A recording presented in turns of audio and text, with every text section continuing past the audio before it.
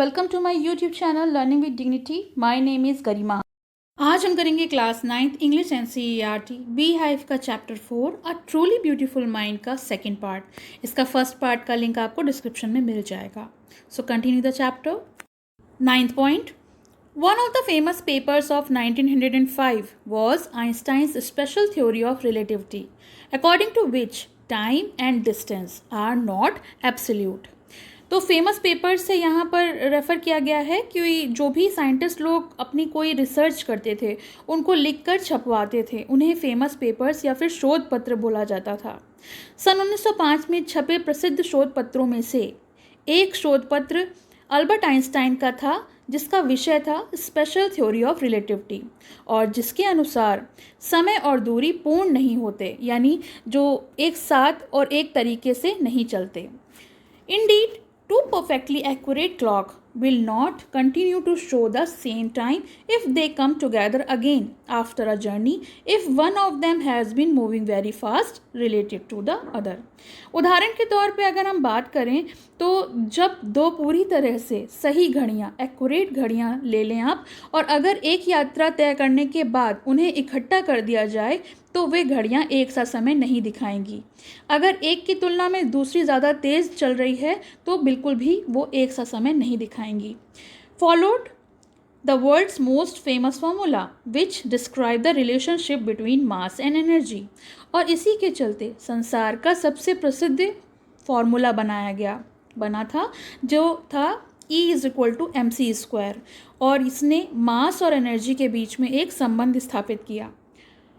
E=mc² में E stand करता है एनर्जी से, यानी E जो है ऊर्जा को प्रदर्शित करता है, M यानी द्रव्यमान, किसी चीज़ का मास ले लीजिए आप तो उसे हम कहेंगे M, और C डिनोट करता है speed of light in a vacuum, यानी निर्वात में जो चाल होती है रोशनी की उसको बताता है। निर्वात में चाल जो होती है रोशनी की वो होती है लगभग, यहाँ पे दिया हुआ है 3 लाख किलोमीटर पर सेकेंड, लेकिन जब हम फिज़िक्स पढ़ते हैं तो उसमें हम लिखते हैं 3 × 10⁸ मीटर पर सेकेंड।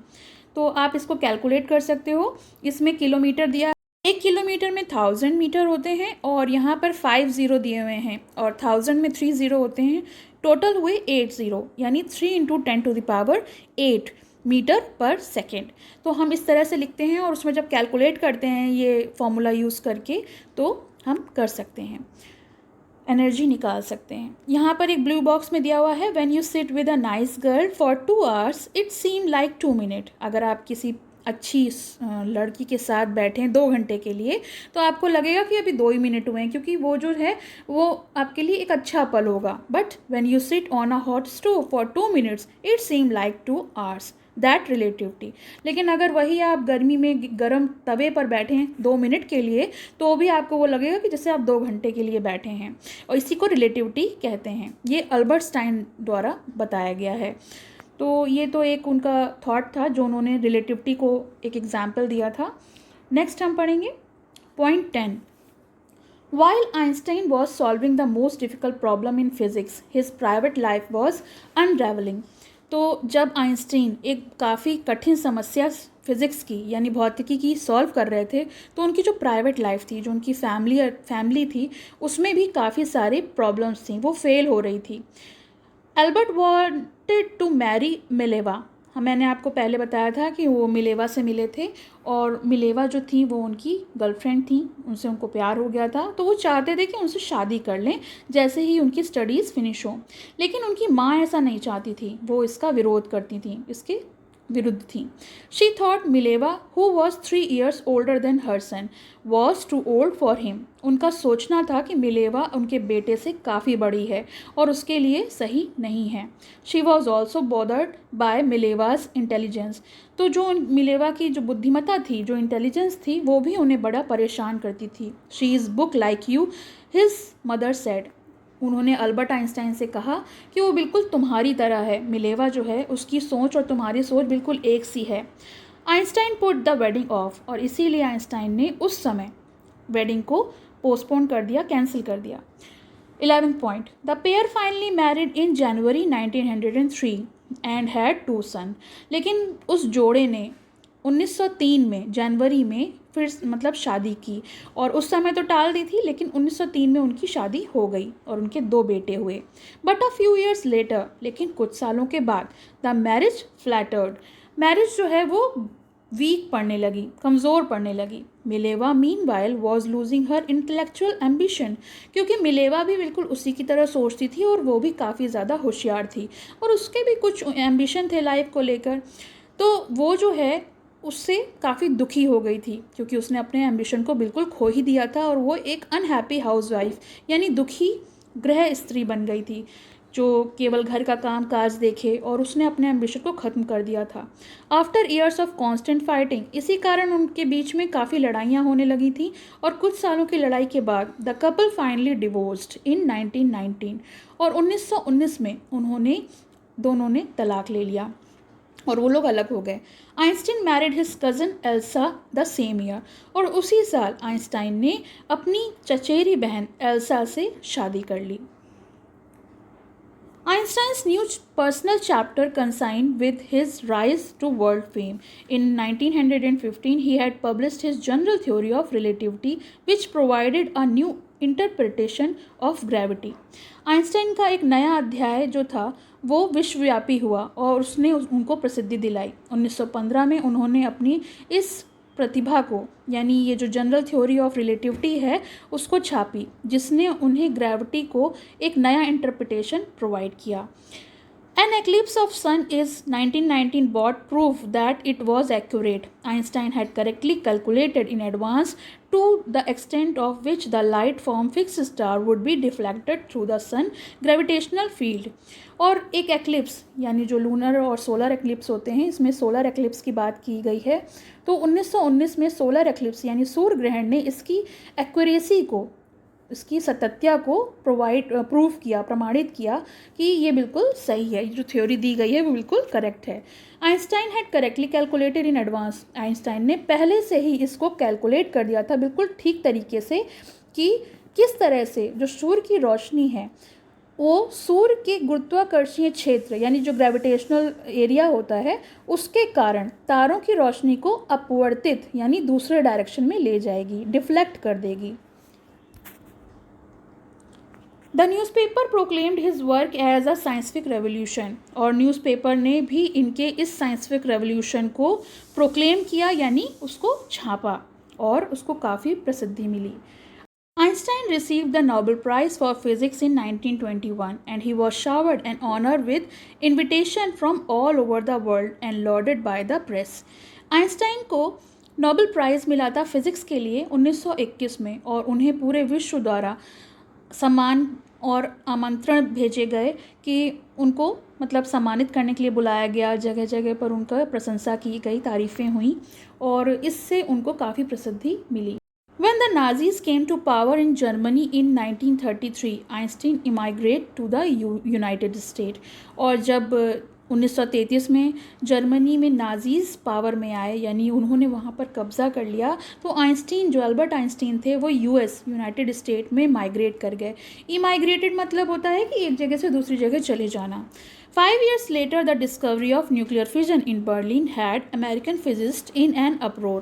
और 5 साल के बाद जब न्यूक्लियर फिजन जो नाभिकीय विखंडन है बर्लिन में उसकी डिस्कवरी, उसकी खोज हो गई।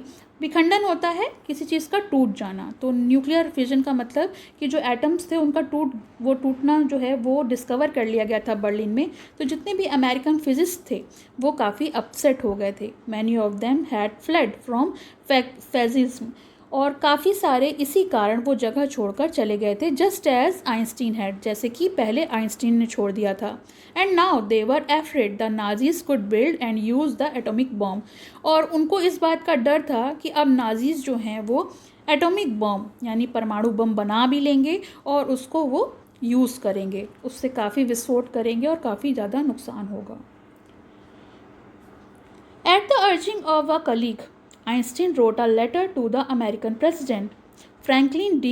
Roosevelt on 2 August 1939, in which he warned, तो कलीग्स जो हमारे साथ काम करते हैं उनकी दरख्वास्त पर, उनकी रिक्वेस्ट पर आइंस्टीन ने एक लेटर लिखा था अमेरिकन प्रेसिडेंट को, जिनका नाम था फ्रैंकलिन डी रोजवेल्ट। और ये लेटर लिखा गया था 2 अगस्त 1939 में, जिसमें ये चीज़ को वार्न किया गया था कि a single bomb of this type, इस प्रकार का कोई भी एक bomb exploded in a port, ये पोर्ट को विनाश कर देगा, मतलब विस्फोट वहाँ करेगा तो उसको वहाँ का विनाश हो जाएगा, might very well destroy the whole port together with some of the surrounding territory. और इतना ही नहीं, उसके आसपास का जितना क्षेत्र है, जितना टेरिटरी है, वो भी नष्ट हो जाएगी। His words did not fail to have an effect. और उनके जो शब्द थे वो फेल नहीं हुए, और उन्होंने उन शब्दों ने काफ़ी प्रभाव डाला अमेरिकन प्रेसिडेंट पर। The American develop the atomic bomb in a secret project of their own. और उसके बाद अमेरिकन ने एक एटॉमिक बॉम्ब बनाया सीक्रेट प्रोजेक्ट के थ्रू, अपना खुद का, and dropped it on the Japanese city. और फिर उन्होंने जापानीज सिटीज़ में इसको फेंक दिया। हिरोशिमा और नागासाकी में 1945 अगस्त 1945 में बहुत तबाही मची, बहुत लोग मारे गए। 16 point, Einstein was deeply shaken by the extent of the destruction. Einstein को इस जापानीज़ जो सिटीज़ थी, इसका जो नुकसान हुआ था, इसमें जितने लोग मारे गए थे, इसका काफ़ी ज़्यादा धक्का पहुंचा था, उस विनाश का। The time he wrote a public missive to the United Nation. और उस समय उन्होंने एक पब्लिक मैसिव, एक स्पेशल टाइप का लॉन्ग लेटर होता है ऑफिशियल, वो लिखा था यूनाइटेड नेशन को, लेकिन उसमें कुछ उनको फ़ायदा नहीं हुआ। If in it he propose the formation of the world government, unlike the letter of Roosevelt, this one made no impact. तो जिस प्रकार से उन्होंने पहले वाला पत्र लिखा था उसका काफ़ी प्रभाव पड़ा था, इस पत्र का कोई भी प्रभाव नहीं पड़ा था, जिसमें दरख्वास्त की गई थी कि हमें एक वर्ल्ड गवर्नमेंट फॉर्मेट करनी चाहिए। यूनाइटेड नेशन को उन्होंने एक पत्र लिखा था। But over the next decade, लेकिन आने वाले 10 सालों में Einstein got more involve in politics. आने वाले 10 सालों में अल्बर्ट आइंस्टाइन जो हैं वो और भी ज़्यादा पॉलिटिक्स से जुड़ गए, agitating for an end of arm buildup and using his popularity to campaign for peace and democracy. और उनकी जो काफ़ी ज़्यादा प्रसिद्धि थी और उनकी जो पॉपुलरिटी थी, उन्होंने कैंपेन लगाना शुरू किया शांति के लिए, डेमोक्रेसी के लिए, और जिससे काफ़ी ज़्यादा असर पड़ा। Last point, when Einstein died in 1955 at the age of 76, 76 साल की उम्र में जब 1955 में उनका निधन हुआ, he was celebrated as a visionary and world citizen as much as a scientific genius. और साइंटिफिक जीनियस तो वो थे ही, इससे कहीं ज़्यादा वो इस बात के लिए फेमस थे कि वो एक विजनरी थे, यानी दूरदर्शी थे, दूर का सोचते थे, और वर्ल्ड सिटीज़न थे, यानी उनको पूरी दुनिया का एक नागरिक माना जाता था, पूरी दुनिया उन्हें पहचानती थी, और उनके काम के वजह से उनकी जो प्रसिद्धि थी। विजनरी का देखिए मीन्स होता है a person who can think about the future in an original and intelligent way. एक ओरिजिनल वे से, एक ओरिजिनल और इंटेलिजेंट वे से अगर कोई फ्यूचर के बारे में सोच सकता है तो उसे एक विजनरी पर्सन कहा जाता है। तो ये चैप्टर फिनिश हो गया। आपको कैसा लगा कमेंट सेक्शन में मेंशन करिए, और पसंद आए तो लाइक का बटन ज़रूर दबाइए। पसंद आया हो तो लाइक करें, शेयर करें और चैनल को सब्सक्राइब करें।